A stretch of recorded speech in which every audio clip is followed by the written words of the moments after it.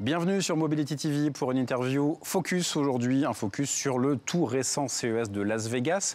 On parle souvent de ce rendez-vous comme un salon de l'auto. Alors, c'est vrai qu'on y voit des voitures, ce n'est pas que un salon de l'auto, évidemment, mais en tout cas, ça permet de voir quelles sont les grandes tendances, les grandes innovations présentées par les acteurs du secteur automobile, pas que des constructeurs, on va le voir. Avec vous, Alexandre Marian, merci à vous d'être là. Et donc, bonjour à vous, Alexandre, partenaire chez Alix Partners, directeur associé chez Alix Partners. Vous étiez à ce CES 2024. J'y étais aussi, on ne s'est pas vu, on s'est donné rendez-vous ici pour débriefer.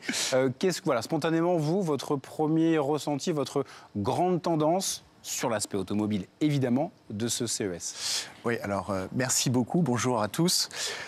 Donc cette année, le CES de Las Vegas, finalement, il y avait un sujet qui revenait tout le temps, c'était le Software Defined Vehicle, donc le smartphone sur roue, en fait, on va dire ça simplement.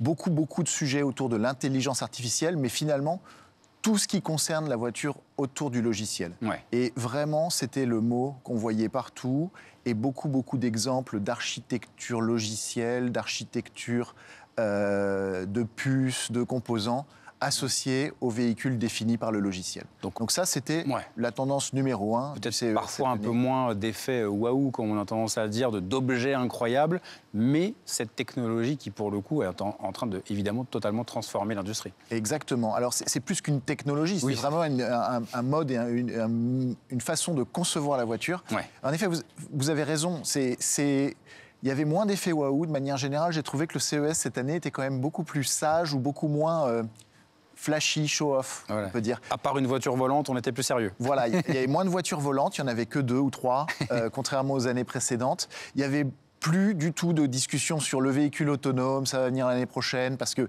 y a eu tous les sujets de Cruise, qui a eu quelques difficultés. Ouais. Mais fondamentalement, on parle plus de véhicules autonomes. En revanche, ce qui est important de noter, c'est qu'on parle beaucoup des capteurs et de tout ce qui est aide à la conduite.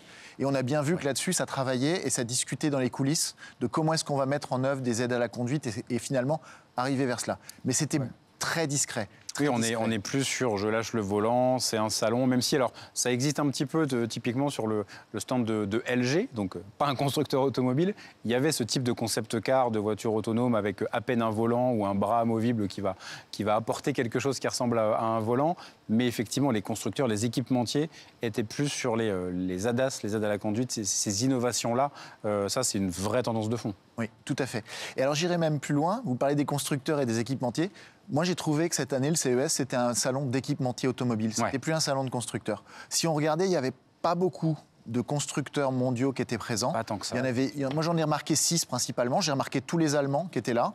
J'ai remarqué... Sous différentes formes. Sous différentes formes, mais vraiment avec des stands. Et ils étaient là en force. Et on voit qu'il y a quand même toujours cette culture de l'innovation et de la technologie qui était représentée par les constructeurs. J'ai remarqué qu'il y avait Honda qui était venu avec on va dire un stand assez conceptuel avec des voitures qui pourraient être là dans 30, 50 ans. Donc toujours orienté vers cela, mais c'était le seul. Et puis il y avait Hyundai Kia qui était présent avec plusieurs éléments, notamment avec sa filiale Mobis également. Mais de manière intéressante, ils parlaient de véhicules électriques, ils parlaient de recyclage des matériaux et de réutilisation des matériaux. Et finalement, moins des concepts très difficiles à comprendre. Là où, par contre, chez les équipementiers, on voyait toujours une voiture sur le stand. Et là, on avait beaucoup plus de variété de constructeurs, ce qui montrait un peu leur partenariat. Et moi, ce que je retiens aussi, c'est que ces équipementiers, on les voyait avec des partenariats, notamment des véhicules chinois.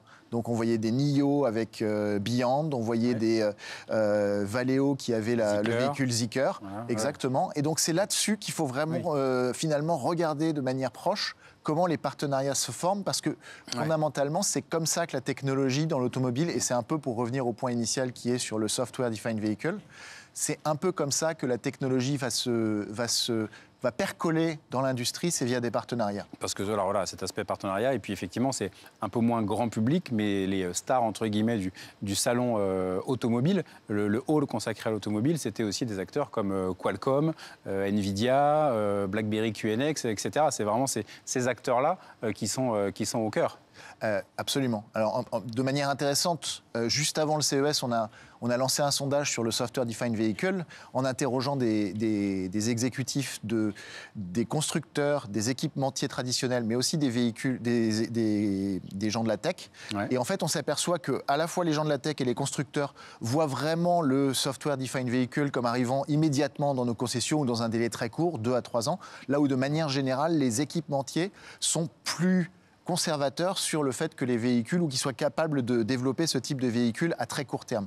Donc il y a une vraie dichotomie entre les technologies, les compagnies de technologie comme NXP et les constructeurs, où ils se disent il faut qu'on y aille, c'est vraiment maintenant et on va le faire très très vite, et les équipementiers qui ont finalement plus de prudence ou plus de difficultés aussi à voir le chemin pour y arriver. D'accord.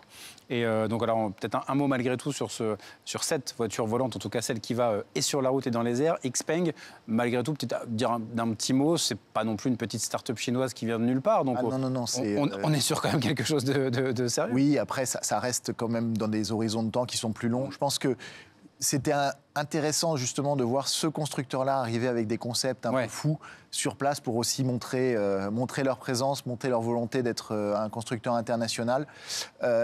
Xpeng, non, c'est pas un petit constructeur. Ils sont très très développés, notamment sur les véhicules électriques. Mais malgré tout, je pense que c'est l'exemple qui montre aussi que tous les autres étaient un peu en retrait. On n'a pas vu de constructeurs chinois.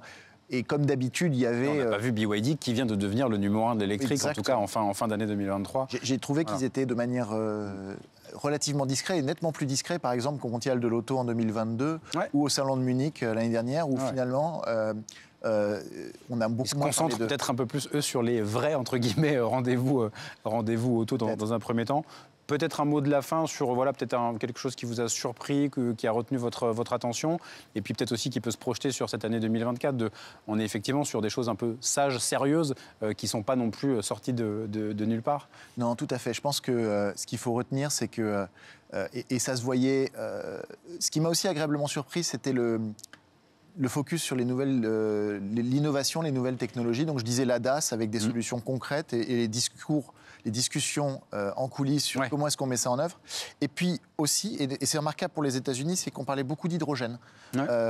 Plus que ce qu'on aurait pu penser. Alors c'est nettement moins que ce qu'on en discute en France, et la France. Oui, puis c'est pas forcément spectaculaire dans les stands, mais dans les discussions, dans les sujets, et puis même chez les tier 1 et chez un certain nombre de constructeurs et d'équipementiers, il y avait cette discussion sur l'hydrogène est une solution que l'on étudie, auquel on croit, selon certaines conditions d'usage.